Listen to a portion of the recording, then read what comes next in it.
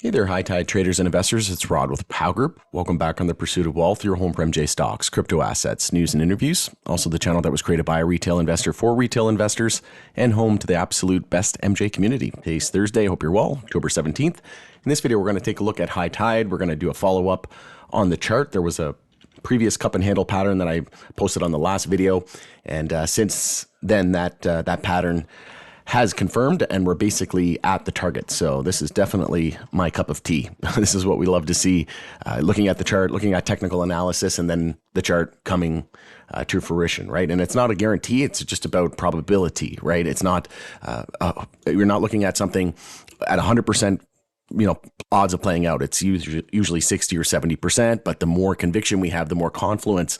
We're looking at a bunch of different patterns and indicators and signals, and we look at, say, 10 on average, and 8 out of 10 are bullish, and we've got, a few different measured moves on the chart from different technical patterns saying a similar price level. Well, I'm going to be bullish, right? If there's 8 out of 10 indicators, pattern signals saying that we're bearish and a particular, target to the downside, well, then I'm going to be favoring that, right? So we try to keep an unbiased opinion. And a lot of people are saying, why is it high tide moving? I think it's just technical. Stock has been very undervalued, just like with the rest of MJ, and the whole sector doesn't move together in tandem down to the day, the second, the minute. But if you zoom out, when in doubt, zoom out, look at the weekly, look at the yearly, look at the monthly charts, right? Eventually, they all start to kind of catch up, and you have leaders and laggards. But before we get to it, make sure to smash the like. It helps support me in the channel. If you're new, you can subscribe, tick the bell. You'll be notified on any future videos or when I go live. As always, this is not financial advice. I am not a financial advisor. This is for entertainment purposes only, and I'm a very large shareholder of High Tide. Very bullish on them long term. You can follow us over on X as well. Handle for that is @GroupPow.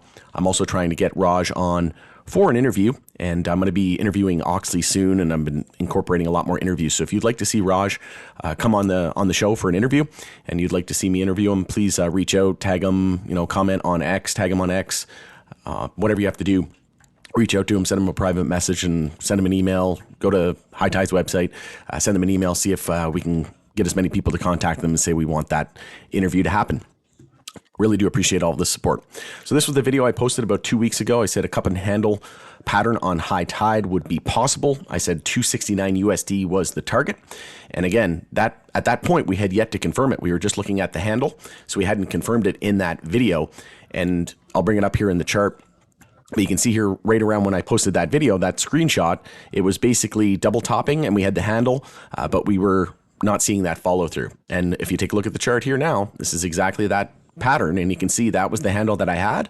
So if we look on the thumbnail, we were only after that first candle with the wick here, so it would be this one right here. So we were right here when I made the video, and then we came back down. I said as long as we hold that 0.32 fib at 214, it's still a potential cup and handle. And then look where we hit the low, exactly 214. And then we went on to see like a 21% move from there. So you could have even entered, so in an ideal scenario here, this cup and the handle's usually just a bull flag, right? And we confirm the daily uptrend with a higher low and higher high, bull flag and cup and handle. So that's the psychology of a cup and handle. So what I like to do is I like to add near support, which, contrary to popular belief, most people like to buy when things are going up, and most often than not, they do the opposite, right? We should probably be buying when we're selling when we're buying. But this is an example of why I like to buy consolidation, because you have a clear stop level. Your stop level is 214. If we negate that, we negate the bull flag and the cup and handle. So we were no longer expecting that. Plus, we back tested EMA 26 and we held that perfection. Like this is just technical analysis 101 and basics and just absolute beauty, right? It's just picture perfect. I couldn't even make this stuff up if I tried. But again, it wasn't a guarantee. It was just saying, based on all of this, you were probably going to put it at an 80+% probability rate. And we could even still see a golden cross with the 50-day. We already had the death cross. We had our downside out of the way. Now we're going the other way with the 50 and the 200 moving average just crossing, and now we're seeing upside. So we're seeing that confluence. There's another indicator that we're going potentially higher from here. We just had a 50 and a 100 weekly moving average bull cross. We came back down, back tested the 100 weekly, and we didn't lose it. We didn't close up. We dipped below it, but it was a lower wick, and then we closed way above it on the end of that weekly candle. So that was very strong support. Another signal and clue that we were probably closer to a temporary bottom. We also had an EMA 12 and 26. This is the weekly time frame. So it's the stochastic and the MACD. those actually crossed bullish as well. We'll take a look at the EMAs. I think there was a bull cross. That's why I was thinking of that. But then we came down, we back tested the 10-week moving average, closed above it as well. And we also had a Pow Algo buy alert go off, which I'll discuss in detail in just a moment. But yeah, I think it was on the weekly time frame we had an EMA 12 and 26 bull cross. Yeah, so we had the bear cross and then back into a bull cross again. And then if we zoom out to the monthly time frame, we're actually very close to seeing the first ever in history monthly EMA 12 and 26 bull cross. So we're very close. EMA 12 is at 207 and EMA 26 is at 219. So we're just about on the cusp of seeing that cross bullish, just because they cross bullish. And when the yellow crosses the white there, and this is a the monthly time frame, so the monthly candle has to finish.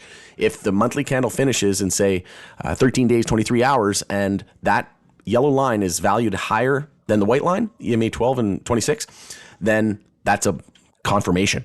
But it might take a couple of weeks from there. Just because we see a bull cross on the monthly time frame doesn't mean we're going to the moon tomorrow or that day, right? It could take some time because it's the monthly time frame. Each candle represents 1 month, so time is turtle speed essentially, right? You could zoom into the 1 minute chart and do this all day long, but it doesn't really matter because it could go either way. And then, you have bull and bear scenarios and patterns, but they change so frequently, right? It's a minute chart. So this is a monthly chart. So things are very, very slow going. So if we do see that monthly MA 12 and 26 bull cross the first time in history, then I would say we more than likely would just pierce and absolutely smash through resistance there at 285. And then we have nothing all the way up to 589. So in my opinion, if we get over that high at 285, I think we're going to be back up at $5 in a hurry, which would also mean that we would be back above the 200 weekly moving average. So that's sitting at 335. So again, look at what other names in the space are doing. Oh, well, I don't own anything else other than High Tide. Well, that's not me. I'm just saying that might be you listening to my voice. I own like 17 different MJ stocks, a mix of retailers, producers in the US, Canada, etc., abroad. But if you take a look at what other names in the space are doing, because they track each other, right, on the monthly, the yearly chart, they all look very similar because the sector moves together. Look what other names are doing. Oh, GTBIF hit its 200 weekly moving average months ago. And then who are some other names, leaders in the space? TCNNF came very close to hitting its. So let's bring up High Tide and look how close we got. So one would think that we haven't tested it yet, and a lot of other names are starting to get back and test them and actually reach that level. Then that would mean we'd be at around $3.35. But again, that cup and handle, just absolute perfection. I couldn't have drawn that out any better.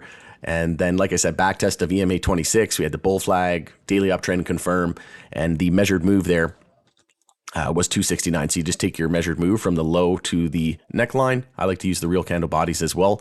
And it said the measured move was 269 and the high of this bounce was 262. Okay, so you literally can't make this stuff up. So what I wanted to, I posted in the Pow Group private community today over in the Market MJ. We've got close to 50 members in there now. But essentially, over in Market MJ, I said, this is an example of why time frames are important, because I posted, we had a Pow Algo alert, buy alert that went off on High Tide. It was back on, let me just check it real quick here. It was back on September 14th. So that was when the alert went off. And then we had an hourly descending triangle.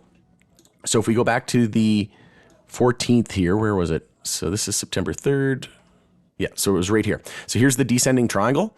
And generally these break bearish, and it said the measured move was 196 and we hit 194 and then we recovered. And then people were saying, well, what's going on here? It went off on the 14th and we just corrected, what was it? Like 17%, 15%. And people don't understand that when the Pow Algo alert buy alert went off, it said medium to long-term bullish evidence. So what does medium to long-term mean? That means multiple weeks, multiple months, maybe even, closer to a year, right? When it's longer term. So when something is short term, that means like, the hourly chart or the daily chart, right? In a matter of hours or in a matter of days, maybe even a couple of weeks.